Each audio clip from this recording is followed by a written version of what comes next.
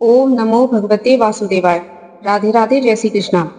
क्या आप पहली बार जन्माष्टमी का व्रत रख रहे हैं? तो घबराइए नहीं।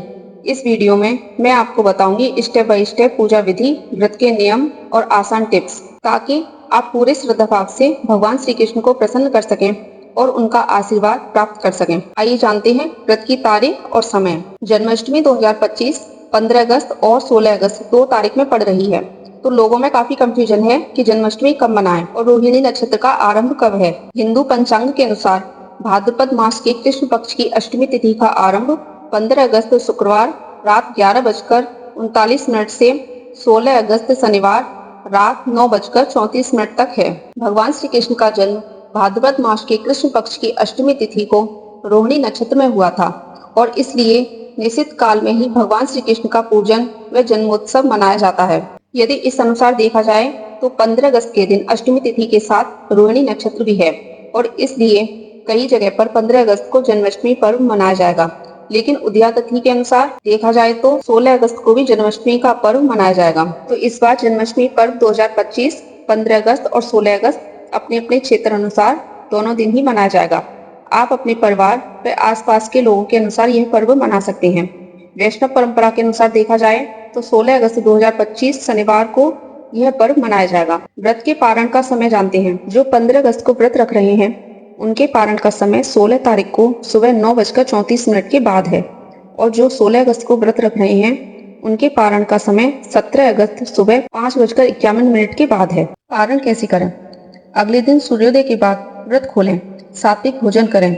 सबसे पहले भगवान को तुलसी दल सहित भोजन का भोग अर्पित करें और प्रसाद स्वरूप स्वयं ग्रहण करें। व्रत से पहले की तैयारी। एक दिन पहले सात्विक भोजन करें, पूजा स्थान की सफाई करें। पूजा के लिए श्री कृष्ण की मूर्ति और झूला तैयार रखें। यदि आप बाल गोपाल का जन्म कराना चाहते हैं तो एक दिन पहले छोटी सी मूर्ति और खीरा तैयार रखें और आवश्यक सामग्री जिसमें कलश, पंचामृत, तुलसी पत्र, माखन मिश्री, फल, दीपक, धूप, फूल फल, रक्षा सूत्र आदि। व्रत के नियम। यदि आप निर्जला व्रत रखना चाहती हैं तो अन्न जल ग्रहण नहीं किया जाता है। निर्जला व्रत रखने की सामर्थ्य न हो तो आप फलाहार, व्रत में खाई जाने वाली चीजों का आहार कर सकते हैं। बस दिन भर भगवान का स्मरण और उनका भजन ध्यान करती रहें। इस दिन भूल कर भी किसी से झूठ न बोलें, क्रोध न करें, किसी की भी आलोचना न करें। घर में पूजा कैसी करें? इस दिन प्रातःकाल ब्रह्म मुहूर्त में उठें। स्नान करने के बाद व्रत का संकल्प लें कि मैं भगवान कृष्ण की भक्ति हेतु व्रत रख रही हूँ या रख रहा हूँ। शाम को कृष्ण जन्म की कथा पढ़ें या सुनें। रात्रि 12 बजे बाल गोपाल का जन्म कराएं। पंचामृत से उनको स्नान कराएं, नए वस्त्र धारण कराएं, श्रृंगार करें, झूला झुलाएं, माखन मिश्री, फल आदि का भोग लगाएं और बाल कृष्ण की आरती करें। बिगनर के लिए आसान टिप्स। यदि आप ऑफिस में काम में व्यस्त हैं तो आप बस भगवान का ध्यान, उनके प्रति आस्था और नाम जाप कर लेंगे। उससे भी भगवान उतना ही प्रसन्न होंगे जितना व्रत करने से। बच्चों और बुजुर्गों के लिए प्रेम और दया की भावना रखें। ज्यादा जरूरी है भगवान के प्रति भक्ति और प्रेम। अगर ये जानकारी आपके लिए हेल्पफुल रही हो तो कृपया वीडियो को लाइक, शेयर और चैनल को सब्सक्राइब जरूर कर लें। आपका व्रत सफल और फलदायी हो।